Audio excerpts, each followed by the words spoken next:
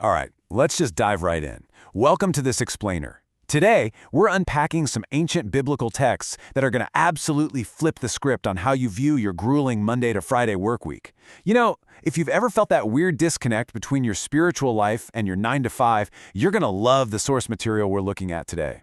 We are digging into historical texts that completely reframe our modern concept of work and worship. It's kind of going to challenge a lot of assumptions, so let's get into it. So think about this for a second.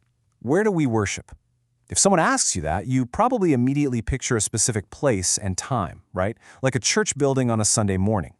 We kind of just naturally assume there's this huge, impenetrable brick wall between our quote-unquote worship time and our daily living time. You sit in the pews, or maybe watch a live stream, and boom, that's your sacred hour. But then Monday morning rolls around, you hit traffic, you open your laptop, and suddenly you're thrust back into the purely secular world. Well, as we'll see today, the source material suggests this strict boundary, it might actually be entirely made up by us. To understand why this whole separation is totally flawed from the text perspective, we've got to look at two major historical accounts, the Book of Kings and the Book of Chronicles. Now, Kings looks backward. It was written during the exile, so it's looking through this heavy lens of cause and effect and retribution. Like you do good, you get blessed, you mess up, you get punished. It's almost like a dramatic record of a nation's karma. But Chronicles, totally different vibe. It was written after the exile, when the people had returned to a completely ruined land. They weren't just looking in the rearview mirror anymore. They were totally focused on rebuilding their walls, their identity, and above all, rebuilding their worship. They believed that restoring their core worship was literally the only way to reconstruct who they were as a nation. Okay, so keep that context in mind as we fast forward to 1 Chronicles chapter 26. Now, if you've ever tried to read through Chronicles, you know it can seriously test your patience. At first glance, chapter 26 reads like the ultimate ancient spreadsheet. It's just chapter after chapter of genealogies, lists of temple gatekeepers, and sanctuary assignments under King David. Honestly, your eyes just kind of glaze over all these unpronounceable names. But if you stick with it, right at the very end of the chapter, there is this massive historical plot twist that completely flips how the text views the concept of work. And here is that plot twist in verse 29. It introduces a guy named Chaniah and his sons. Now they were Levites, which means they were the dedicated, holy workers of Israel, entirely set apart for religious duties. But their assignment? It says they were assigned to duties outside the temple as officials and judges. In fact, the original Hebrew translates literally to outside work. Guys, this is staggering. The sacred text is using the exact same reverent tone for these men stationed out in the dirt and the streets as it does for the holy gatekeepers inside the sanctuary. There's no demotion here, no second-class status. These holy workers were intentionally being sent right out into the messy, daily, secular world. This ancient perspective is such a sharp contrast to how we've historically divided up the world. Take the Middle Ages, for example. Theologians came up with this whole two swords worldview. Based on a passage in Luke, they argued God created two totally distinct spheres of authority.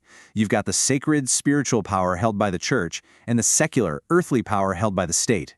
They literally institutionalized this massive divide, basically calling one side holy and the other side just worldly.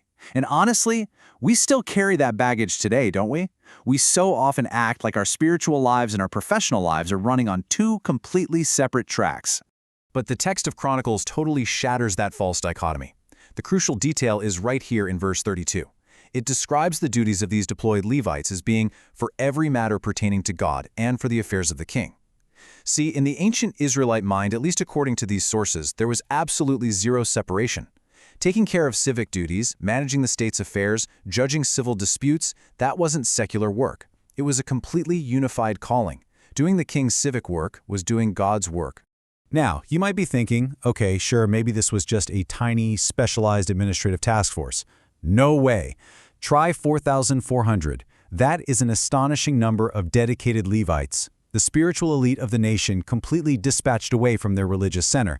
This wasn't just some minor footnote in a reorg chart. This was a primary, massive strategy.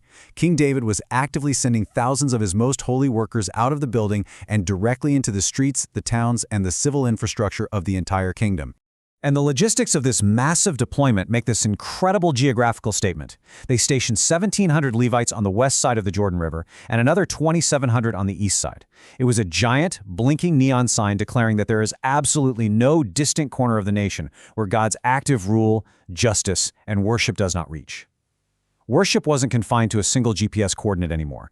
The text shows it being strategically deployed across the entire country.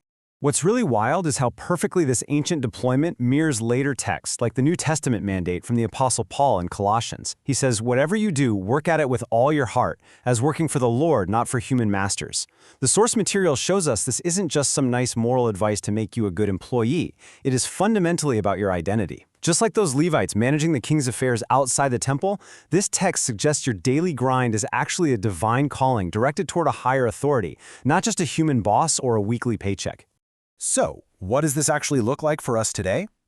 Well, the source material introduces this brilliant concept of the extended temple. Whether you're a tech worker trying to survive the ultra-competitive ecosystem of Silicon Valley, a parent managing the totally chaotic operations of your kitchen, or just a commuter navigating gridlocked traffic, the text argues that your secular workplace is literally an extension of the sacred temple. What makes a space holy isn't the architecture, the stained glass, or the lighting. It's the direction of your heart and the dedication you bring to those everyday tasks. Ultimately, this source material is challenging us to radically reframe our entire mindset. It's suggesting that the second you walk out of those church doors or finish your morning meditation, your true act of worship hasn't ended, it's actually just begun. You aren't just surviving your week, you are being deployed into it. So I want to leave you with a provocative thought based on what we've unpacked today. What would it look like if you stepped into your workplace tomorrow, not just as a standard employee, but as a spiritually commissioned Levite stationed outside the temple? Imagine how that shift might change your perspective on a really difficult coworker, a massive stressful project, or even just that long commute. Give it some thought. Thanks for hanging out with me for this explainer, and we will catch you next time.